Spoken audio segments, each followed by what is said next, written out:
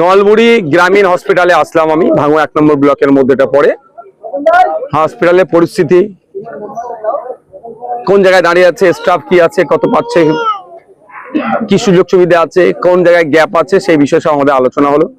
BDO সাহেব ছিলেন, ব্লকে যিনি হেলথ অফিসার ছিলেন, আরো তার অ্যাসোসিয়েট যারা ছিলেন, তারা আলোচনা হয়েছে।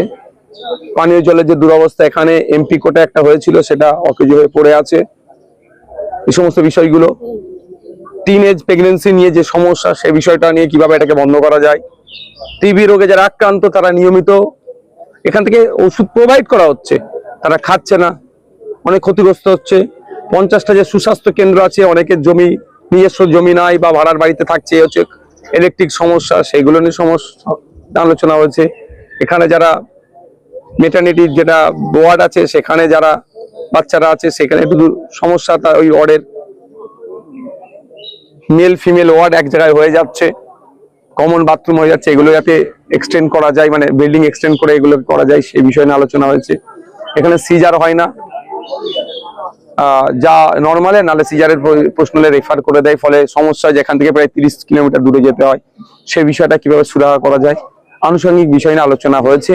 বেশ কিছু দাবি দাবা উঠে এসছে, এবং কর্মচারীদের ক্ষেত্রেও, নিয়োগের ক্ষেত্রেও যেগুলো যা ছিল, সেগুলো নিয়ে অনেক আলোচনা হয়েছে, ফ্রুটফুল আলোচনা হয়েছে। আগামী দিনে এই নলমুড়ি ব্লক হসপিটালটাকে, যেটা গ্রামীণ হসপিটাল থেকে আমরা আরো উন্নততর কিভাবে করা যেতে পারে, সেই নিয়ে চর্চা হয়েছে। এখানে শুধু ভাঙড়ের মানুষ নয়, ক্যানিং পূর্ব পশ্চিম প্রায় 6টা আশপাশের বিধানসভার মানুষ এখান থেকে প্রথম ট্রিটমেন্ট নেওয়ার চেষ্টা করে। ফলে এখানে যদি হেভি ট্রিটমেন্টে আমরা একটা অ্যারেঞ্জ করতে পারি, প্রায় 30 বিঘা জমি আছে হসপিটালটা, আগামী দিনে এটা সরকার চাইলে মেডিকেল কলেজও করতে পারে। আর একটা যেটা বিষয়, এই জমি, এই হসপিটালের জমি অনেক নাকি অবৈধ দখল হয়ে যাচ্ছে, অবৈধ, সেগুলোকে উদ্ধার করারও কথা আজকে আলোচনা হয়েছে। হসপিটালের জমি কোনো কথাই হবে না, হসপিটালের জমি হসপিটালের কাছে ব্যবহার হবে। এখানে যদি 30 বিঘা জমি আছে, সেটা যদি সবাই মেডিকেল কলেজ যাবে, তাহলে কলকাতায় হাজিকর চিত্তরঞ্জনে আর ছুটে যেতে হবে না, সব ট্রিটমেন্ট এখানে হবে। সেই জমিগুলো উদ্ধারের আলোচনা